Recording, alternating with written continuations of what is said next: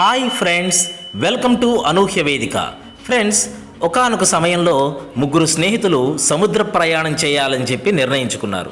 వారి ముగ్గురులో ఒకరు ఉపాధ్యాయుడు, రెండవ వారు పోలీస్ ఆఫీసర్, మూడవ వారు వైద్యుడు.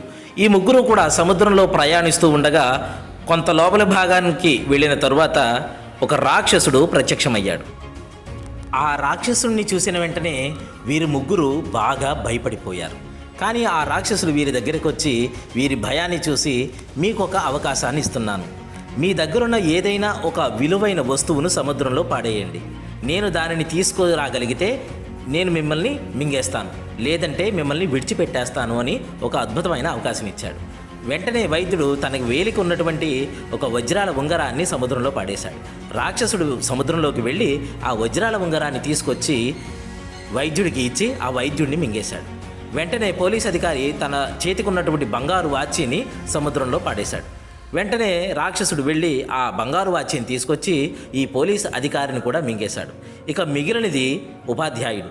ఈయన సమయస్ఫూర్తితో తెలివితేటలతో తన దగ్గర ఉన్నటువంటి మంచినీళ్ళ సీసాలో నుంచి డ్రింకింగ్ వాటర్ని సముద్రంలో పాడేశాడు. వెంటనే పోసిన తర్వాత ఆ రాక్షసుడు ఈయన తెలివితేటలకు, సమయస్ఫూర్తికి, నేర్పరితనానికి మెచ్చుకుని, జీవితాంతం నేను మీకు బానిసగా ఉండిపోతాను అని చెప్పి అన్నాడు. అంతేకాదు, మీరు ఏదైనా ఒక వరం అడగండి, ఇస్తానన్నాడు. నువ్వు మింగినటువంటి మా స్నేహితులిద్దరినీ కూడా తిరిగి మాకు ఇచ్చేయి. అంతేకాదు, నువ్వు నాకు జీవితాంతం బానిసగా ఉండక్కర్లేదు, ఇంకా ఎవ్వరికీ కూడా ఎప్పుడూ హాని తలపెట్టవద్దు అని చెప్పి ఒక అద్భుతమైన వాక్యాన్ని పలికాడు ఉపాధ్యాయుడు. ఉపాధ్యాయుడంటే సమాజానికి మార్గదర్శి.